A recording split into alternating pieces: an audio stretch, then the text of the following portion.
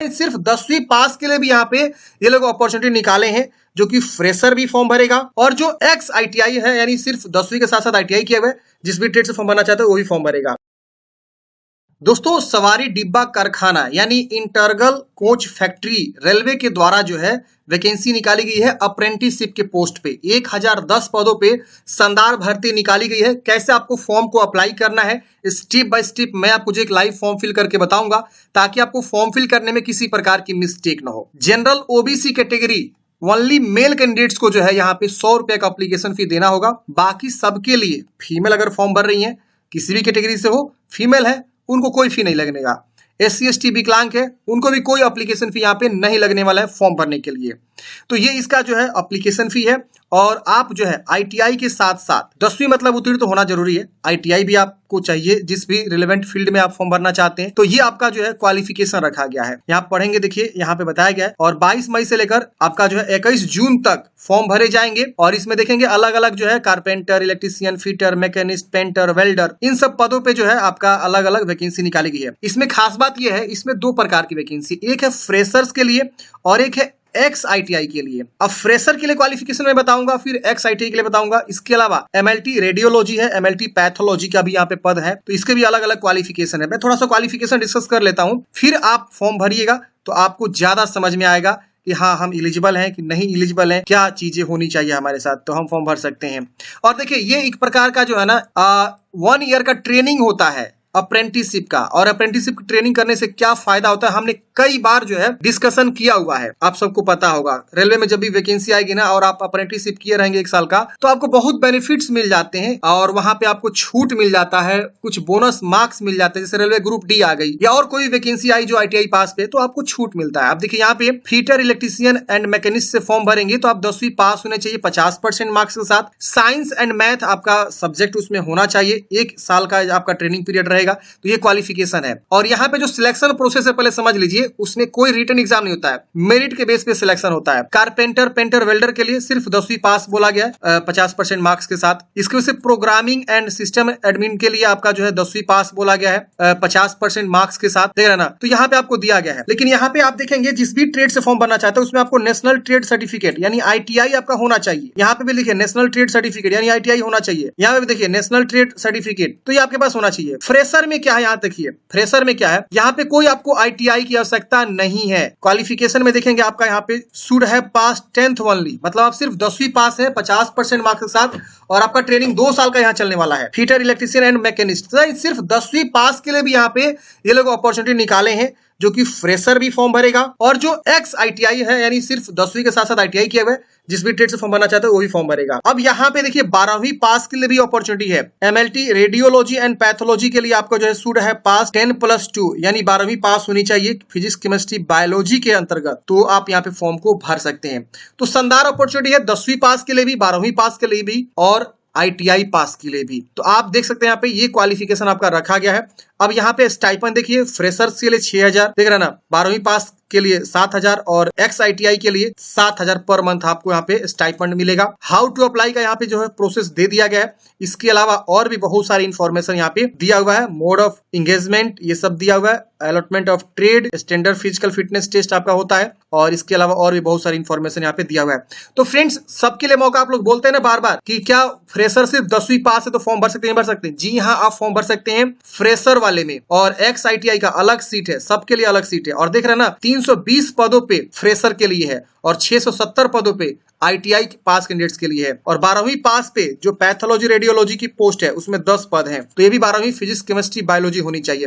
तो समझ गए। अब आइए जानते हैं कि कैसे आपको जो है फॉर्म को भरना है। तो फॉर्म भरने के लिए फ्रेंड्स आपको आना होगा इस वेबसाइट पे। ये इसका जो है ऑनलाइन का पोर्टल है जहां से आपको फॉर्म को भरना है। सवारी डिब्बा कारखाना आपका जो है, यहाँ जो अप्रेंटिसशिप ट्रेनिंग होगा, जहाँ पे सवारी जो भी डब्बा होता है ना उसका कारखाना हो, मतलब रेल कोच की आपकी जो है वहाँ मैन्युफैक्चरिंग होती है, वहां पे आपको काम करना है। अब यहाँ पे आपको देखिए इस प्रकार से फिल ऑनलाइन एप्लीकेशन फॉर्म, फिर पेमेंट प्रोसेस और लास्ट में प्रिंट आउट। ये पेमेंट प्रोसेस वो लोग करेंगे जो जनरल OBC कैटेगरी से आते हैं और मेल कैंडिडेट्स हैं। अब यहाँ पे आपको इस पे क्लिक करना है फिल ऑनलाइन एप्लीकेशन फॉर्म पे। जैसे आप इस पे क्लिक करेंगे उसके बाद से आपका इंस्ट्रक्शन खुल के आएगा। जब हम ये कर लेंगे तो ये करके आपको अभी हम बताएंगे लास्ट में। आप ध्यान से देखिए वीडियो को, सबका चीजें यहाँ पे मैं बताऊंगा। अब यहाँ सबसे पहले पूछ रहा है आप एक्स ITI है, मतलब का कि आप 10वीं के बाद ITI किए हुए हैं, जिस भी ट्रेड से फॉर्म भरना चाहते हैं वो आप यहाँ से चुनाव करके फॉर्म भरेंगे। फ्रेशर उनके लिए जो सिर्फ 10वीं पास है, ITI वगैरह कुछ नहीं किया है, या 12वीं पास है, वो फ्रेशर के लिए यहाँ पे फॉर्म भरेगा। तो मैं एक फ्रेशर वाला फॉर्म भर के पहले दिखाता हूँ। ITI का भी वही सेम प्रोसेस है। अब यहाँ पे अपना नाम, फादर्स नेम, मदर्स नेम, यहाँ पे फोटोग्राफ आपको चूज करना है, नेशनलिटी इंडियन रहेगा। अब यहाँ पे आपको क्या करना है, after selecting photograph file check click है टू अपलोड, यानी आपको जो है इसको सिलेक्ट कर लेना फोटोग्राफ को, और फिर यहाँ पे क्लिक करेंगे तो फोटोग्राफ यहाँ अपलोड हो जाएगा। Recent passport size colour photograph लगाना है, जो कि 2 से 200 KB के बीच होना चाहिए साइज में। यहाँ पे फादर्स नेम, मदर्स नेम, आप जो है फ्रीडम यहाँ पे वेदर फादर या मदर रेलवे एम्प्लॉय, आपके माता पिता कोई रेलवे में एम्प्लॉय है तो यस करेंगे, नहीं तो नो करेंगे। अब यहाँ पे ये सब छोड़ दीजिएगा, ये सब भरना नहीं। अगर यस होता तो उसके बारे में यहाँ पे आपको डेजिग्नेशन, आप किस पोस्ट पे है ये आपको बताना होता।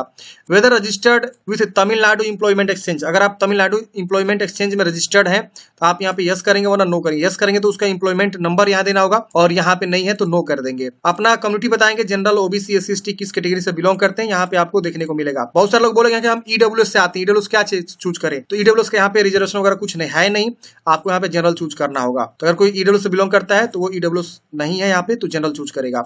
अपने कैटेगरी चूज करेंगे। विकलांग है तो आप यहाँ यस करेंगे, ठीक है ना, और नहीं है तो नो कर देंगे। यहाँ पे बहुत सारे ऑप्शन दिया हुआ है कि किस प्रकार के विकलांगता यहाँ पे फॉर्म भर सकते हैं, बाकी लोग नहीं भर सकते हैं। यहाँ डेट ऑफ बर्थ की चॉइस करनी है। आपका कैलेंडर इस प्रकार से ओपन होगा, जो भी आपका यहाँ पे है ईयर पहले कंफर्म करेंगे। यहाँ देखिए बदल रहा है 2001, 2002 ऐसे करके।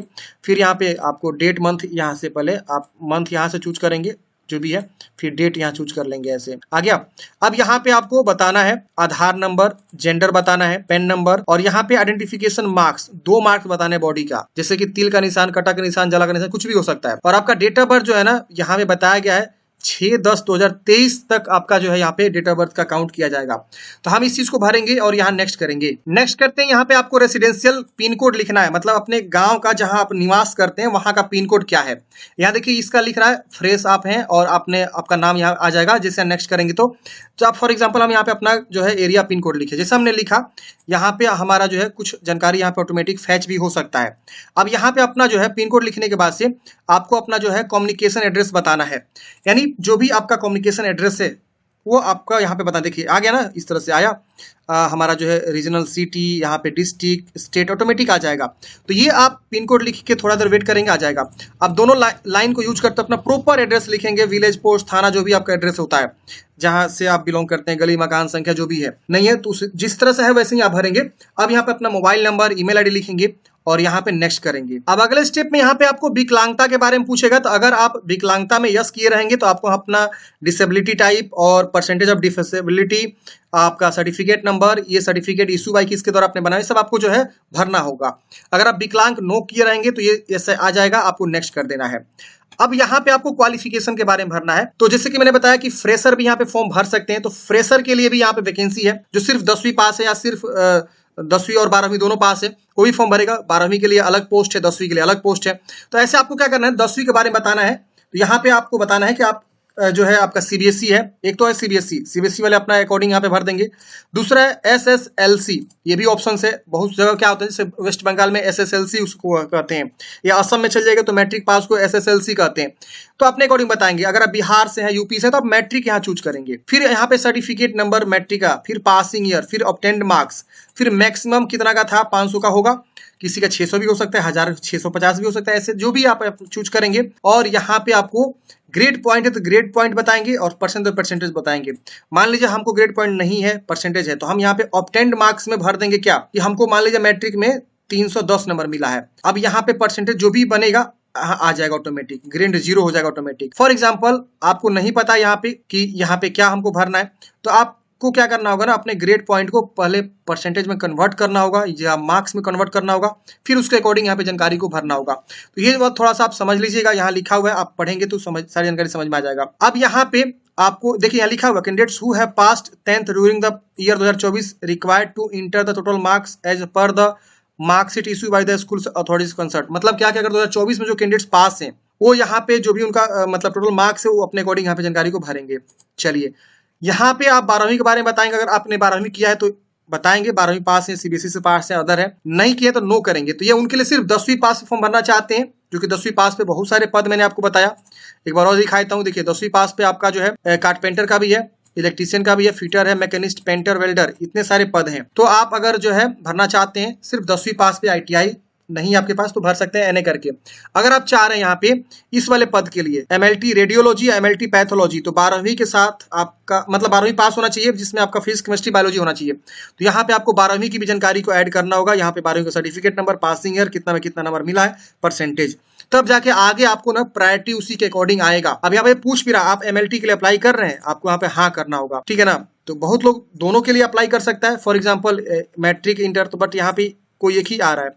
फॉर एग्जाम्पल अगर हम MLT यहाँ पे नो करते हैं तो यहाँ पे हमको ट्रेड आ रहा है। देखिए यहाँ पे अगर हम यहाँ यस करते हैं तो ये ट्रेड हट जाएगा। मतलब क्या कि किसी एक ही मतलब अप्रेंटिसशिप के लिए आप अप्लाई कर सकते हैं। या तो आप 10वीं पास पे करिए, वो सब जो मैंने ट्रेड बताया, ITI, sorry fitter, electrician, machinist, और नहीं तो आप 12वीं पास किए हैं तो 12वीं पास पे जो आपका MLT है तो 12वीं की जानकारी भरिए और यहाँ यस करके मतलब यहाँ पे यस करके आपको जो है आगे नेक्स्ट करना होगा। मतलब किसी एक ही के लिए आप अप्लाई कर सकते हैं, ये नहीं कि आप मल्टीपल अप्लाई कर सकते। अब ITI वाला भाई बंदा सोचेगा कि हम ITI में भी अप्लाई करें, फ्रेशर में भी अप्लाई करें और 12वीं पास है तो MLT के लिए, ऐसा नहीं है।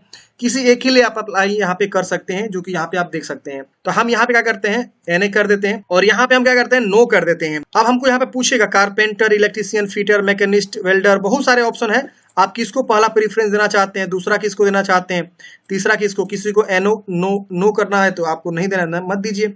6वां भी ऑप्शन है, वेल्डर है, बहुत सारा आप दे दीजिए, फिर आपको नेक्स्ट कर दीजिए। अब यहाँ पे आपको डिक्लेरेशन करना है और यहाँ क्लिक हियर फॉर OTP पे क्लिक करना है। यहाँ पे आपकी जानकारी आएगी, आपको ओके करना है।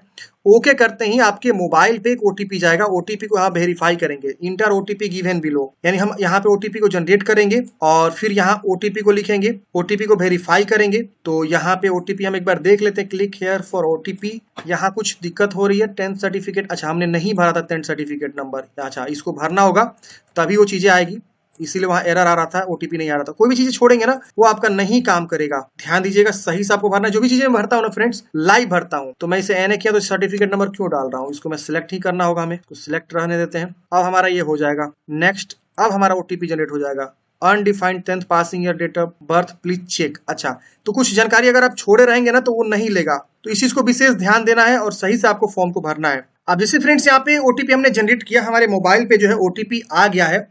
अब हम क्या करेंगे, यहाँ पे जो है OTP को लिखेंगे और वैलिडेट OTP पे क्लिक करेंगे, हमारा OTP जो है वैलिडेट हो जाएगा। OTP वैलिडेट होने के बाद से अब हमारा जो है नेक्स्ट ऑप्शन आ जाएगा, यानी यहाँ पे OTP यहाँ पे लिखा हुआ है। हम एक बार देखते हैं, 4302 लिख के देखते हैं, क्योंकि हमारे पास OTP नहीं आया हुआ है। हाँ देखिए, मतलब क्या कि हम जब यहाँ पे क्लिक करेंगे तो यहाँ पे एक OTP ऑटोमेटिक जनरेट होगा, जो कि यहाँ पे हमको लिखना होगा। सेम चीज यहाँ जो दिखा रहे हैं, यहाँ लिखेंगे, वैलिडेट करेंगे, वैलिडेट हो गया। अब हमारा सेव एन एप्लीकेशन फॉर्म का आ जाएगा ऑप्शन, यानी मोबाइल पे नहीं आ रहा है, वहीं शो हो जा रहा है आपका। अब हमने क्या किया, यहाँ पे पहला ऑप्शन जो है कंप्लीट कर दिया, यहाँ पे आपका नाम आ रहा है, एप्लीकेशन नंबर आ रहा है, रजिस्ट्रेशन नंबर आ रहा है, ये सब चीज आपका आ रहा है। अब क्या करेंगे, आप यहाँ पे जो है इस पे क्लिक करेंगे, प्रोसेस टू पेमेंट गेटवे। अगर आप SC/ST से रहेंगे तो आपको जो है ना ये वाला जो है करने की आवश्यकता नहीं है, दूसरा स्टेप करने की आवश्यकता नहीं है SC/ST फीमेल कैंडिडेट्स को। लेकिन वही अगर जनरल OBC से है और मेल कैंडिडेट से, तो उसको यहाँ पे ये वाला प्रोसेस करना होगा और उसके बाद प्रिंट आउट निकालना होगा। तो हम जो है पेमेंट गेटवे वाला ऑप्शन को समझा देते हैं कि कैसे पेमेंट जमा करना है। तो हम इस पे क्लिक कर दिए हैं, हमारा ओपन हो रहा है। उसके बाद से ये रजिस्टर नंबर को हम नोट कर लेंगे। अब यहाँ पर रजिस्टर नंबर लिखेंगे, डेट ऑफ बर्थ लिखेंगे,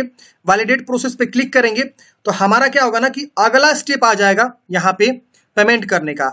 लॉगिन करके हम पेमेंट करेंगे, तो पेमेंट हम कर लेंगे और पेमेंट करके क्या करेंगे, फाइनल सबमिट कर देंगे। अगर आप OBC जनरल से हैं और मेल हैं तो दूसरा ऑप्शन है हमारे पास, यहाँ पे प्रिंट आउट निकालेगा। जब आप फॉर्म फाइनल सबमिट कर देंगे, SC/ST से हैं तो आप इस पे क्लिक करेंगे, यहाँ रजिस्ट्रेशन ID लिखेंगे, डेट ऑफ बर्थ का फॉर्मेट यहाँ दिया हुआ लिखेंगे और प्रोसीड करेंगे तो प्रिंट आउट निकालने का ऑप्शन हमारा आ जाएगा।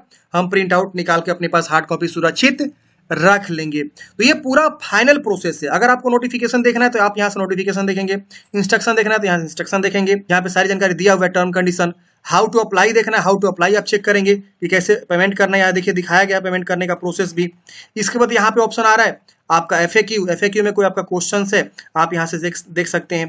तो बहुत सारे ऑप्शन दिया हुआ है और बहुत अच्छे तरीके से इन्होंने वेबसाइट को बनाया हुआ है, डिजाइन बहुत अच्छा इन्होंने किया हुआ है। रेलवे का ये साइट है, तो आप इस तरह से जो है सारी चीजों को चेक करेंगे। अगर कोई भी दिक्कत है आप हमें कमेंट बॉक्स में पूछेंगे। और वीडियो कैसा लगा फ्रेंड्स, कमेंट बॉक्स में बताइएगा। वीडियो अच्छा लगे तो लाइक करेगा, अपने दोस्तों को भी जरूर शेयर करेगा। Thank you for watching friends. जय हिंद। आप